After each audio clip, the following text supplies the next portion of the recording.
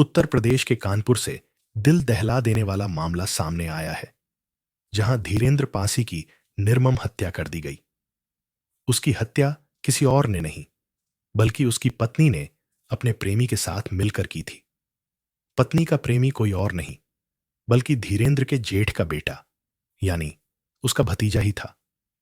इतना ही नहीं, धीरेंद्र पासी की हत्या की आरोपी पत्नी रीना और उसका प्रेमी बचने के लिए शातिर चालें चलते रहे, लेकिन आखिरकार पुलिस पूछताछ के सामने रीना टूट गई। पहले तो वह एक भी मोबाइल न होने की बात रटती रही, लेकिन बाद में उसने 2 मोबाइल होने की बात कबूल कर ली। एक मोबाइल सरसौल पुलिस ने घर से बरामद किया, जबकि दूसरे मोबाइल को सिम सहित घटना के 2 दिन बाद घर के पीछे बने तालाब में फेंकने की बात भी उसने कबूल कर ली। मंगलवार दोपहर सरसौल पुलिस तालाब में रस्सी से चुंबक बांधकर मोबाइल की तलाश करती रही, लेकिन कुछ हाथ नहीं लगा। सरसौल थाना प्रभारी निरीक्षक अवनीश कुमार सिंह ने बताया कि हत्या की आरोपी पत्नी रीना के घर से मिले मोबाइल की गैलरी में गूगल से डाउनलोड किए गए 55 पोर्न वीडियो मिले। कई मोबाइल नंबर भी कोडनेम से सेव थे। उसके प्रेमी भतीजे सतीश का मोबाइल भी बरामद कर लिया गया है।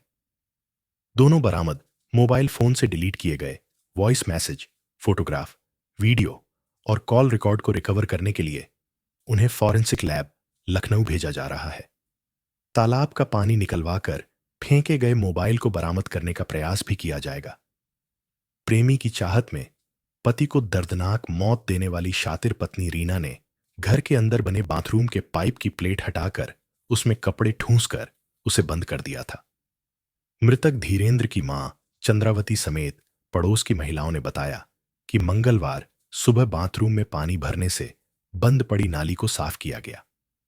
जब घर के बाहर नाली में पानी के साथ खून बहता दिखा, तो पड़ोसियों ने इसकी जानकारी सरसौल पुलिस को दी। मौके पर पहुंचे सरसौल थाना प्रभारी निरीक्षक अवनीश कुमार सिंह ने नाली और घर के अंदर बाथरूम का निरीक्षण किया और उसमें फिलहाल पानी न डालने की हिदायत। क्या लगता है आपकी बहू ने बेटे को मार डाला? क्या करे बउआ, मार डाल देख लेते तो कहे का ही साथ है, जने नहीं पाओ पर सो बस मांडर है। आपको क्या लगता है बहू ने मारा? बहू ने मारा है। अब जब घर में मारू को मारे, बहू ने मारे को मारे। अच्छा, पहले भी ऐसी कोई हरकत कर चुकी हो? पहले भी ऐसी कोई हरकत कर चुकी है? नहीं, और जो हमारे सामने नहीं, मतलब वही सरकार। अच्छा, तुम उस दिन कहाँ सोई थी? ये पलंग पर। अच्छा, बगल में सोई थी। हाँ, क्या कहती हैं बहू के लिए अब? जीवन का कारागार कर देती हूँ। हिन्ना में कब हूँ यहाँ कभी ना है। हमें नहीं जरूरत है। नाती कहाँ है आपका? ननिहाल चला गया है। तो वही दिन इस समय तुम कहाँ रह रही हो? कहाँ रह रही हो इस समय? संजय की मतलब बड़े बेटे के पास रह रही हो? नहीं, अच्छा, मंजिला बेटा। मंगलवार दोपहर जब पुलिसकर्मी मृतक धीरेंद्र पासी के घर के पीछे तालाब में फेंके गए मोबाइल को ढूंढ रहे थे, उसी समय मृतक की मां चंद्रावती आंखों में आंसू भरे बैठी दिखीं। उनके पास पड़ोस की महिलाएं भी मौजूद थीं। चंद्रावती रो रही थीं, मानो कह रही हों, लगता है बहू ने ही बेटे को मार डाला। पुलिस पूछताछ में रीना ने मोबाइल न होने की बात कहकर पुलिस को गुमराह किया था। उसने तुम्हें बिना याद किए सोते नहीं हम, और तू बूंद का प्यासा था, समंदर दिया हमने, जैसे डायलॉग पर रील्स भी बनाई थी। मोबाइल की बात छुपाने के लिए उसने अक्टूबर 2014 के बाद अपनी आईडी से 50 रील्स डिलीट कर दी थीं, ताकि किसी को पता न चले कि उसके पास मोबाइल है। कानपुर के भीतर गांव थाना क्षेत्र के सांडखेड़ा गांव में 11 मई को घर के पीछे चारपाई पर धीरेंद्र पासी का शव खून से लथपथ मिला था। सूचना पर पहुंची पुलिस ने जांच शुरू की। प्रारंभिक जांच में पत्नी ने गांव के कुछ लोगों पर हत्या का आरोप लगाया था, जिसके आधार पर पुलिस ने 2 लोगों को गिरफ्तार कर जेल भी भेज दिया था। पुलिस और फॉरेंसिक टीम मामले की गहराई से जांच कर रही थी।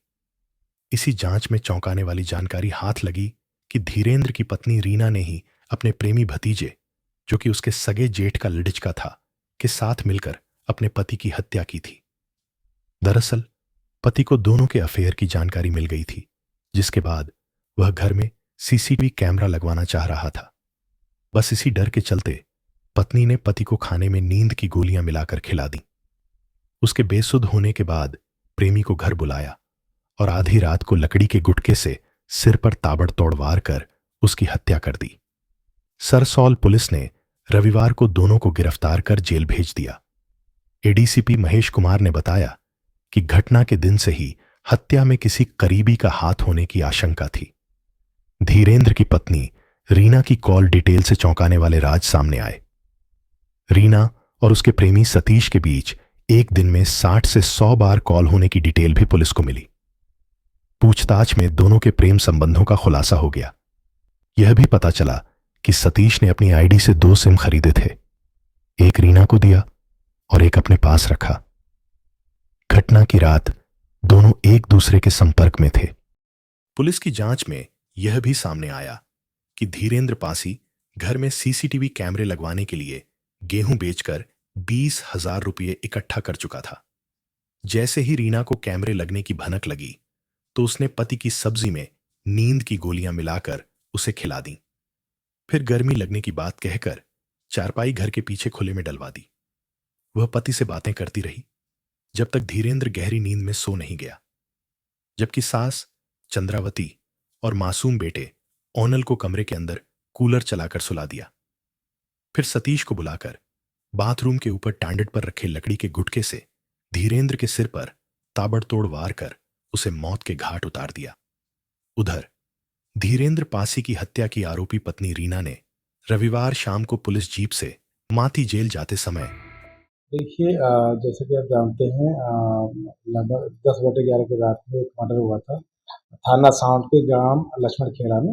इसमें बड़ी संख्या में लोग वहाँ इकट्ठे भी हुए थे। पुलिस ने तत्काल किस तरह उसका मृतक का पीएम कराया और मुकदमा पंजीकृत किया और उसमें जो नामजद तहरीर दी थी उन्होंने, जिससे बताया जाता कि एक हफ्ता पहले ही मृतक का झगड़ा हुआ था और उसी क्रम में पुलिस ने 2 लोगों को उसमें गिरफ्तार कर जेल भेजा था।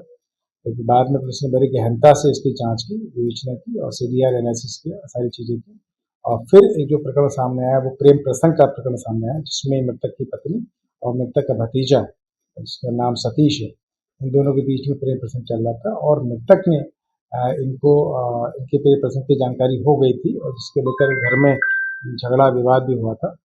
और इसी को ध्यान रखते हुए मृतक की पत्नी और मृतक के भतीजे ने मिलकर इसको मृतक धीरेंद्र को मारने की प्लानिंग की और प्लानिंग के तहत उसको खाने में नशे की नींद की गोली मिला के खिलाई दी ताकि जब सो जाए उसके बाद घटना कार्य की जाए।